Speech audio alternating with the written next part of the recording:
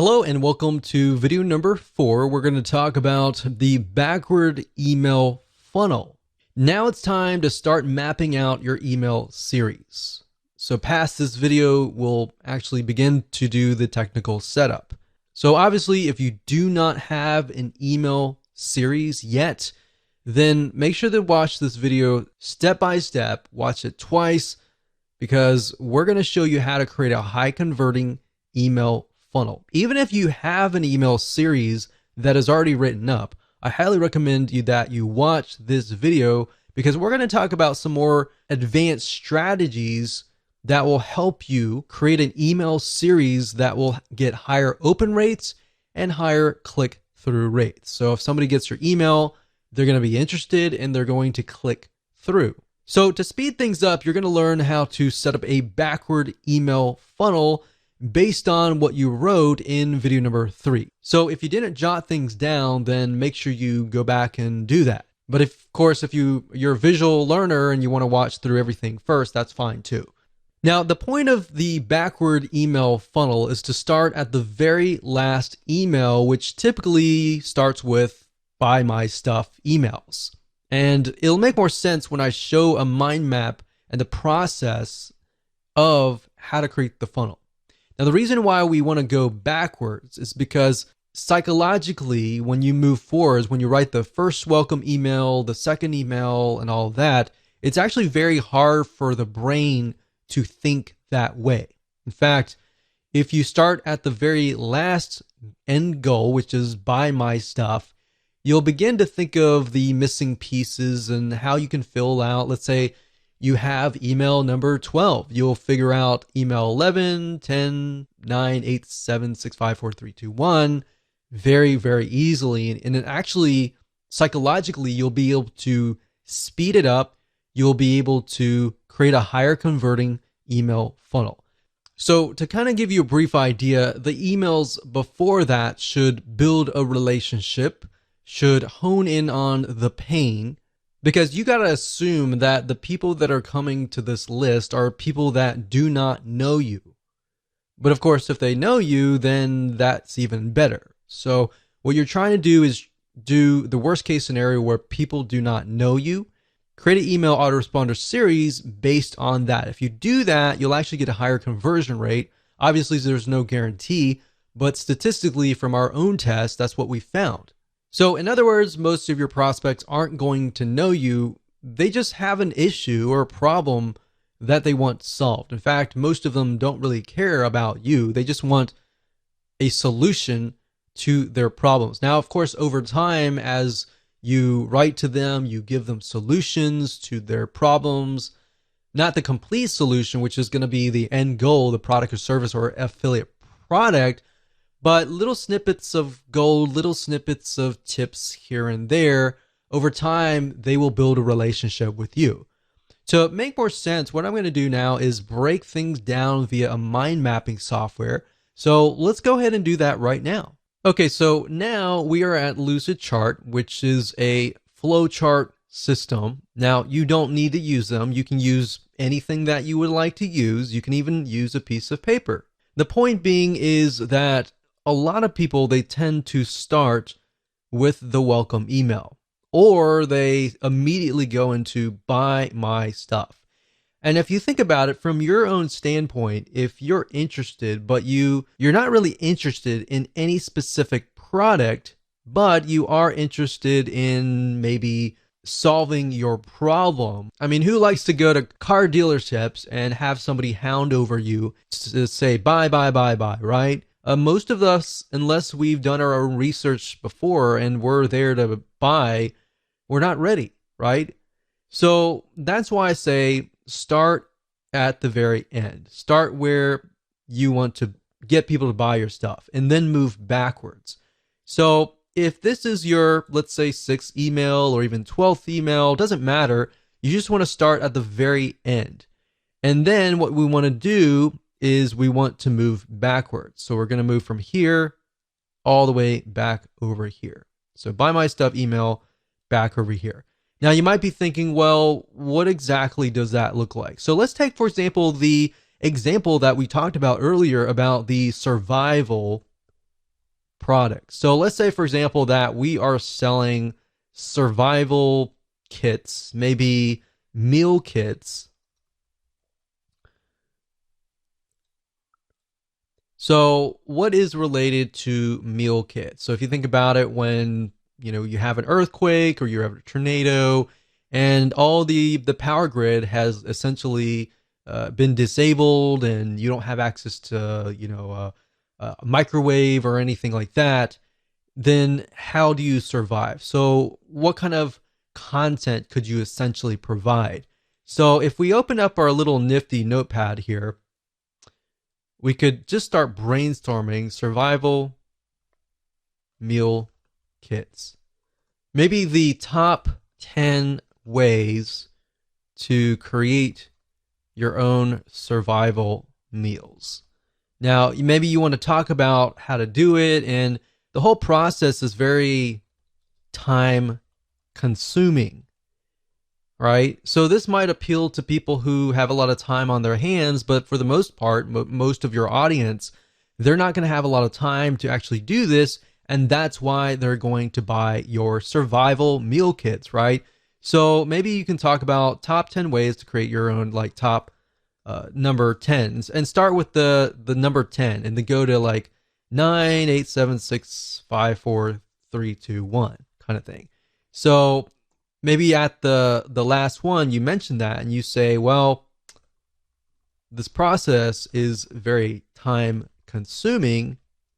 So if you want to skip, if you don't have like 40 hours a week or something to create these meal kits, and you don't want to create it, and so if you want to skip that process, and you can start listing why are your meal kits better than everybody else, right? So in that case, you could say, well, they're better because they're freeze dried and they will last longer. So if you were to create it like a DIY, if you were to create it yourself, then maybe it would last like 1 month.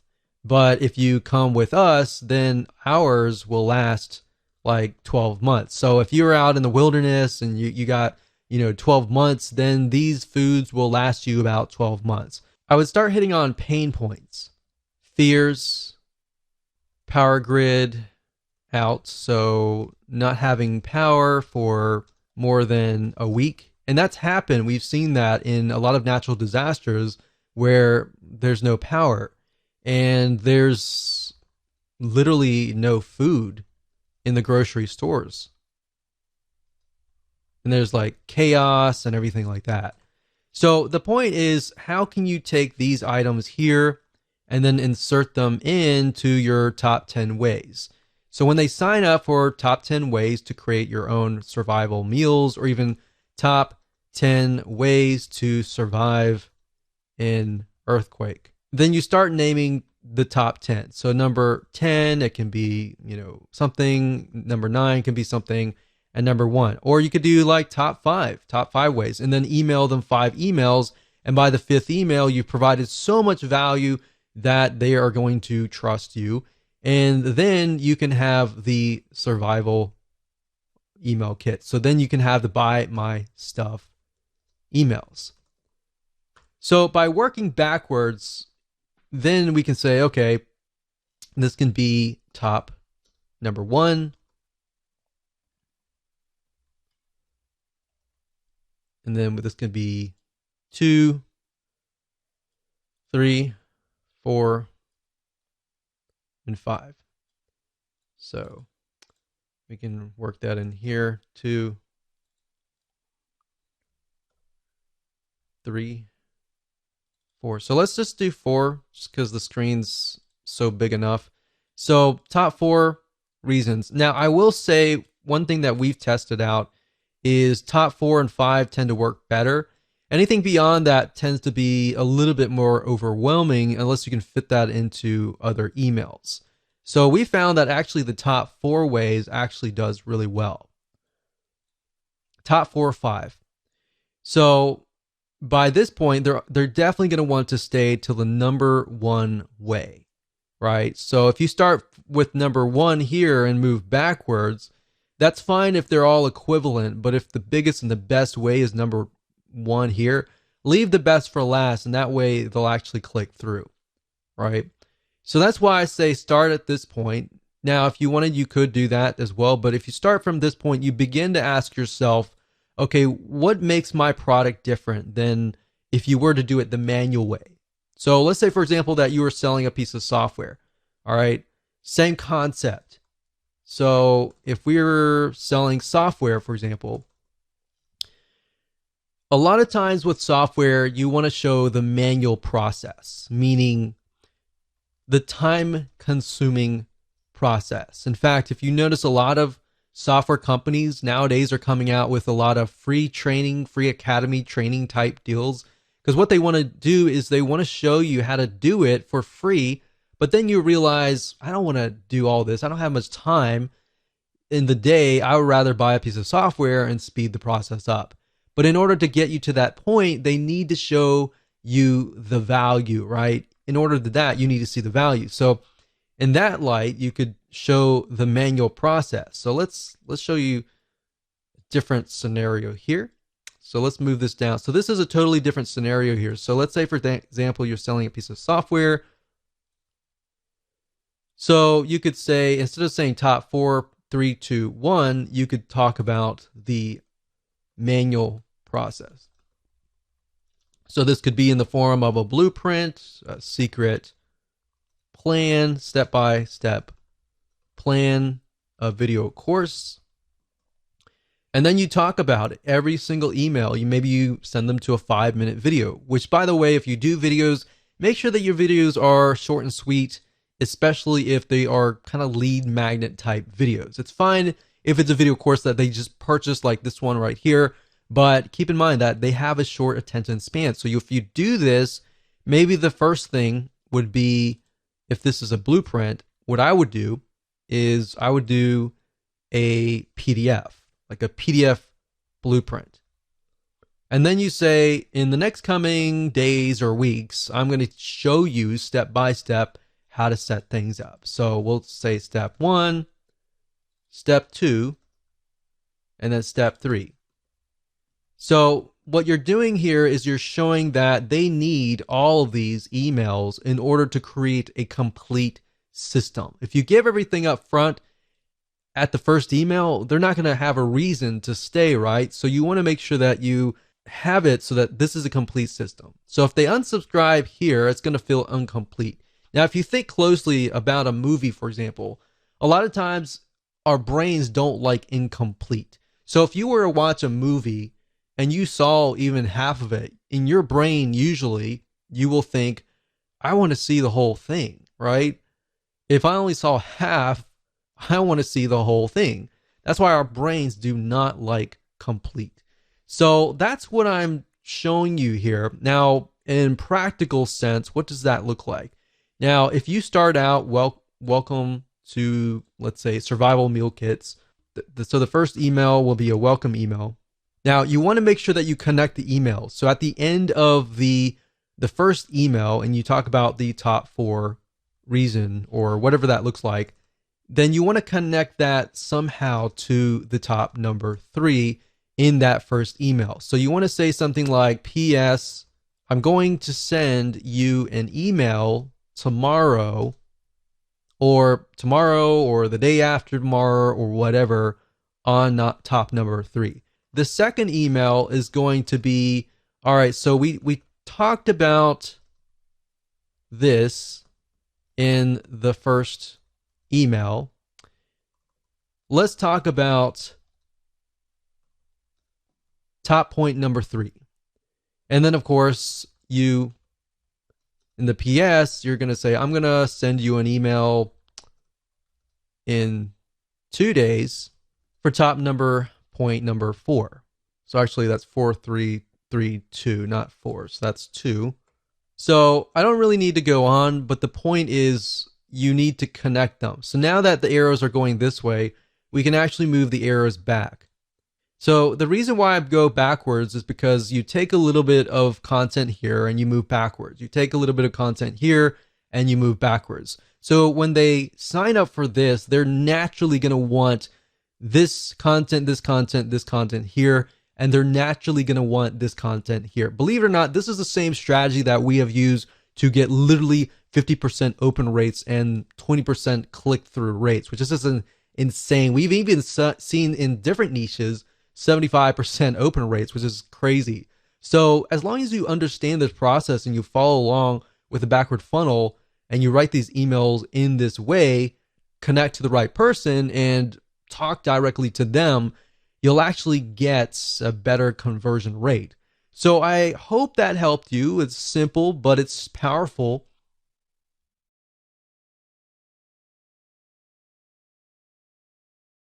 Okay, so now that you understand how to build your email autoresponder series, let's jump right into video number 5 and talk about a quick overview of GetResponse.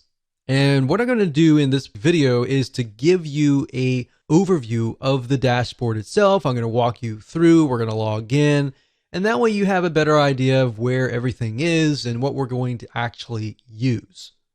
Okay, so what you need to do is go ahead and go to getresponse.com, as you can see here, and you're going to see some basic plans, and I recommend that you get the very basic monthly plan. Don't do annual yet until you get a better idea of if you like GetResponse or not. Now, it runs very similar to other autoresponder systems. Some are beneficial in certain areas, but at the end of the day, we're just trying to build a basic list. So up at the top, you're going to see contacts. Now, obviously, if they change the user interface, it will be slightly different. Now, the basic plan is just going to give you access to the contacts, which is building your list and doing broadcasting and creating autoresponder series. Now, what is broadcasting? Broadcasting means that if you have a list of, say, 100 people, you can email them all at once. The autoresponder series, however, on the other hand, will work based upon how and when somebody actually signs up. So if somebody signs up today, their autoresponder series sequence is going to start today. If somebody signs up 2 months later, their sequence is going to start 2 months later. Now, automation, you might have access to landing pages, basically allow you to create landing pages, opt-in pages to help you build your list. Now, if you're using something like Lead Pages or any other external third-party system to build landing pages, then you can connect to GetResponse through API. Now, I'm not going to show you how to do that in this particular video course because that's not the whole goal of this video course. So you might have access to that. Now, if you have the basic plan, you're most likely not going to get access to the webinars and other elements, as you can see here. So mainly, you really just need to focus on contacts and email marketing. So let me go ahead and open these up so you can kind of get a feel for what these are. So this one right here is the contacts. So when you click that, you're going to see lists, which are the different lists that you can create for your individual products. You could create a customer list for one product and then maybe a prospect list for that product as well. And like I said, the more specific the list is, the better it's going to actually convert in the long haul. So you have lists, you can do a search, you have statistics on seeing what's actually happening within your list. You have list hygiene, which allows you to clean your list, and blacklist basically means you can blacklist them from ever signing up in one of your web forms ever again. And you have other items here, but we really don't need a lot of these. Really, you just need to focus on lists, which allows you to create a list. You can add contacts if you have, an external spreadsheet of email addresses. Then we go to email, and under email marketing, you have newsletters, and then you have autoresponders. Newsletters are like broadcasting. So if you email them one time, and everybody gets the email at one time. And then autoresponders are, of course, what we're talking about in this course. Drafts are simply emails that you've created, but you haven't really sent them out yet. So you can retrieve them at a later date if you want to. And of course, you have RSS to email. We hardly use that in statistics, which you definitely need to use. And of course, if you click on landing pages, you can go here and create landing pages. Now, the items that we're really going to focus on are mainly, like I said, creating a list, like here, and then creating an autoresponder series right here. So with that said, let's move on to the next video.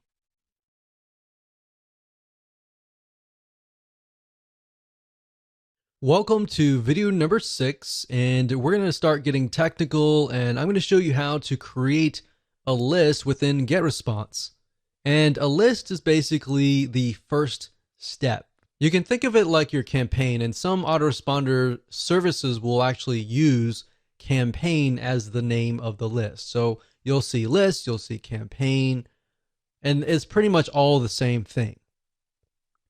Now, before we talk about different ways to build your list and different types of opt-ins like single opt-in or double opt-in confirmation lists, and which one is potentially better for you, when you create your lists, a lot of times a question might arise, which is, should you create a different list for every single product that you have?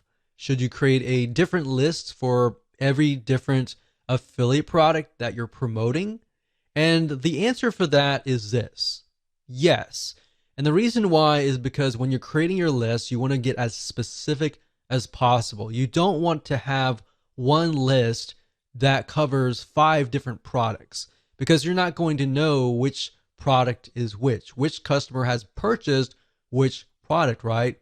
And even if you can segment it further and deeper than that, like let's say somebody has purchased this product, but they also purchased like a one-time offer. Or this other list, you have somebody who purchased product A and did not buy any of the one-time offers. So that way you have a better view of who is actually on that list. And that way you understand exactly what stage they are coming from. Now, what I want to do now is talk about double opt-in versus single opt-in. And this is a very common question that is asked over and over again, and a very, very important question. Now, if you don't know what these are, pay close attention. We're going to talk more about what each of them are. And then, of course, we'll talk about the advantages and disadvantages. So single opt-in means if somebody subscribes to your email list, they go to your landing page, they fill in their name and their email address, and that's it. When they click submit, they get automatically added to your list. Now, here is the problem with that. If they do that, there's no way to prevent them from entering a fake email address. So nowadays, most people are very reluctant on giving out their email address. So therefore, there's a lot of email services out there that give you a disposable email address that only lasts sometimes 10 minutes. Now, the problem with that is that when you get fake subscribers, it will actually hurt you in the long run, especially when you email fake emails. Because at the end, whenever you send out emails, Gmail, AOL, and big companies like that, they'll see that you're sending emails to fake emails, and then, of course, they will think that you're a spammer. So what we found is 3 out of 9 times, or even more, sometimes even a half, most people will enter a fake email. So the bad news is if you build a list of single opt-in subscribers, your email service will assume that you're a spammer, and then out of nowhere, your account will get shut down months later. Or worse, you can continue emailing them, but all these different email service providers, or what we call ESPs, like Gmail, AOL, and more, they will start listing you and blacklisting you as a spammer. So every time you email out, you don't know how many of those emails are actually getting to your subscribers' email box. So even the people that want to hear from you, the emails might be going to their spam folder.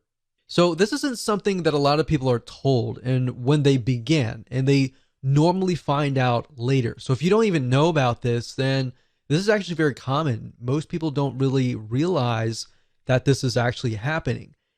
Now, one way a single opt-in can work is if you are getting customers to subscribe to your list because they already trust you.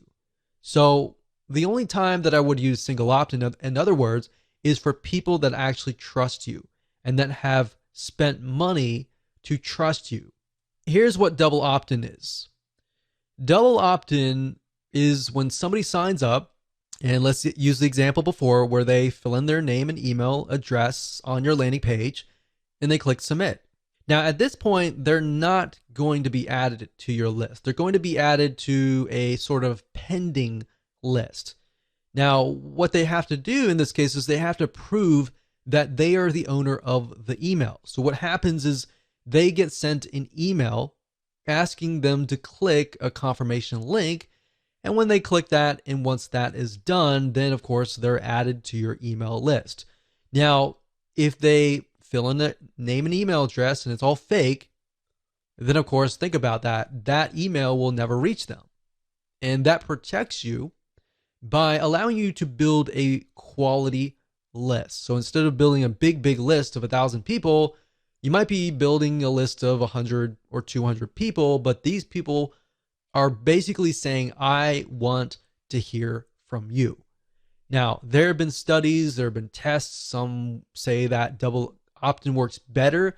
Some say that single opt-in works better. So really, at the end of the day, you're not going to know until you actually test it out. Now, given that double opt-in, if you send about 1,000 people and you get, let's say, for example, a 50% conversion rate, then 500 people may opt in. And if it's a single opt-in, then of course 500 people will be added to your list. But if you do double opt-in, 500 people may opt in and maybe 100 of those are fake. And maybe you'll only get 300 people to actually confirm their email. But at the end of the day, what we found is double opt-in actually converts better. You're going to get a higher conversion rate, higher open rate, and higher click-through rate. That's going to help you as far as dealing with the email service providers like Gmail, AOL, and all these other email service providers. And your reputation will move up. Your emails, when you send them out, are going to land in people's email inboxes. And of course, because you're emailing people that want to hear from you. So that's why we found in our tests that you will actually get a higher rate of opens, a higher click-through rate. So like I said earlier, the downside is if you send 1,000 people to an opt-in list, that's going to be a much lower conversion rate. But at the end of the day, we recommend that you go for quality versus quantity. So now that that is out of the way and we've talked about the fundamentals and some advanced strategies, let me show you how to create a list within GetResponse and explain some details surrounding this feature inside of GetResponse.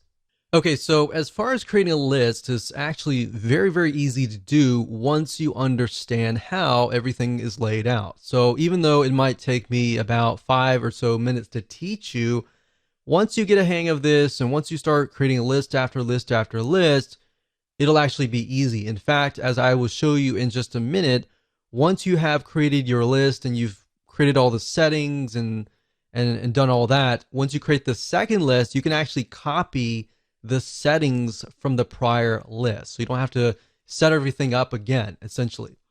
So what you need to do is go under context, click on lists, click create list, and then of course, name your list. So we're going to do a new test list 1. And of course, you can click copy existing list settings. So if you've already created a list before, you can select that. You can select the list that you want. So you could select whatever list that relates to that particular product and then set that and click create. So we're not going to copy any settings here. We're just going to do it from scratch. We're going to click create and there we go. So this right here is the new list. So now if you put your mouse over here, you're going to be able to see other elements like add contacts, make defaults, settings, show contacts, show newsletters, and show autoresponders and delete. So adding contacts, what that means is if you have a external list, let's say for example, you have an Excel spreadsheet of a list of customers. then you can click add contacts and you can actually import those contacts into GetResponse. Now, I would say be very careful with this. When you do that, make sure you clean your list or make sure that your list of people are active.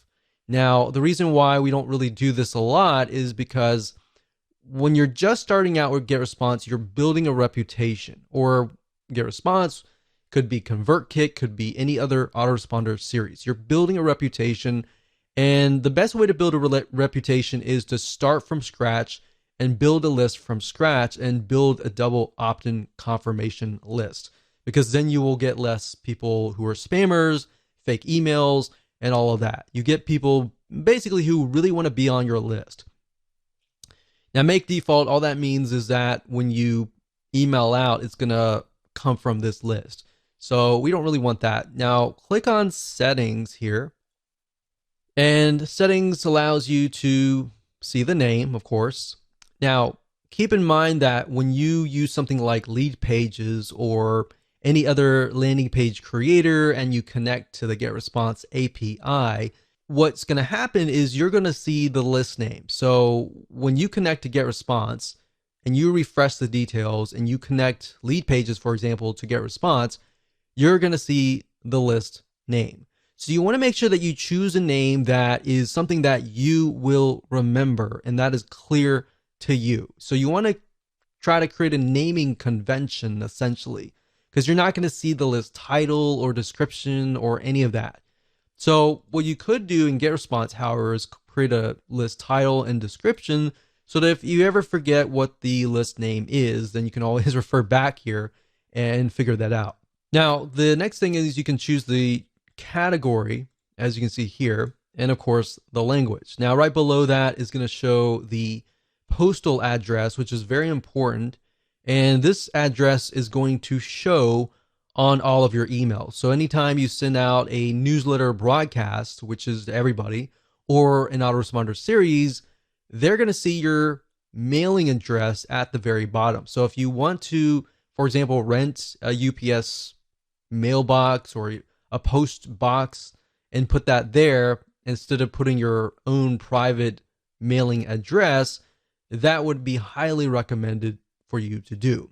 Now, of course, this just allows you to customize the list. You can add your logo and all of that. Now, if we click on subscription up at the top here, you can see that this option will allow you to receive subscription notifications. So basically, every time somebody signs up on your list, you will receive a notification. Now, this is nice to have in the beginning when you're starting out, so it's kind of like a little motivator. But as time goes on and you start building lists of thousands and thousands of people, you most likely want to select this off. Now, what this here, it says require extra confirmations, double opt-in. What that means is the double opt-in list.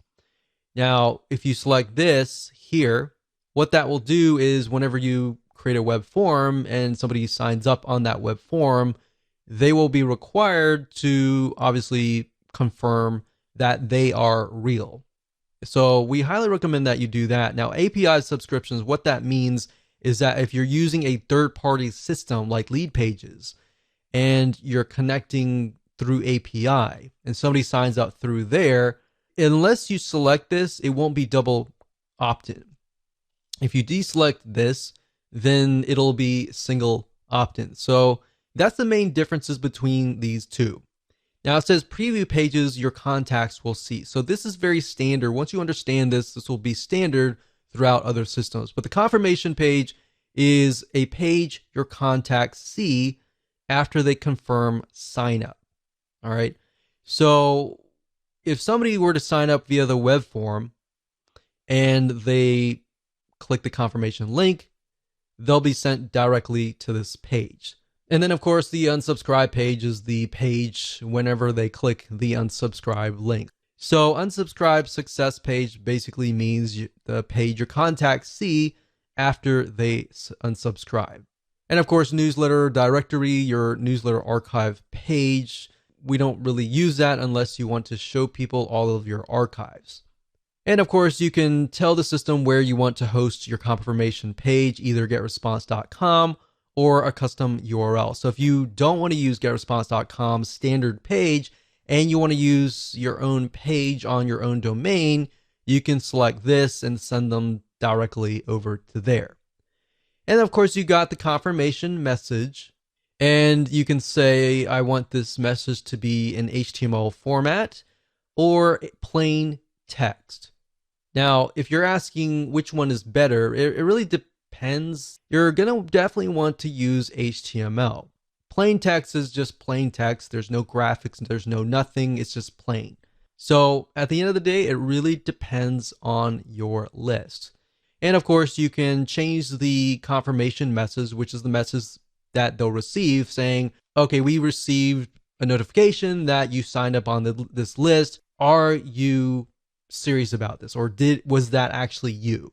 So you can change the subject line to something that's related to what they signed up for. And then the from address is, of course, your email from. And if they want to reply to, you can send them to the same address or a different address. And of course, when you're done, you can click Save Confirmation Message. Now, if we go back over to here and go under the new test list 1 and put my mouse over here, so we went to settings and show contacts. All that does is just shows your contacts. So obviously, if you just created a new list, you're not going to have any contacts. If you do have some contacts, you'll be able to see that information there. Show newsletters basically allows you to do broadcasts. So if you click this, you can do that. And of course, show autoresponders will allow you to create an autoresponder, which we'll dive in further in the next video.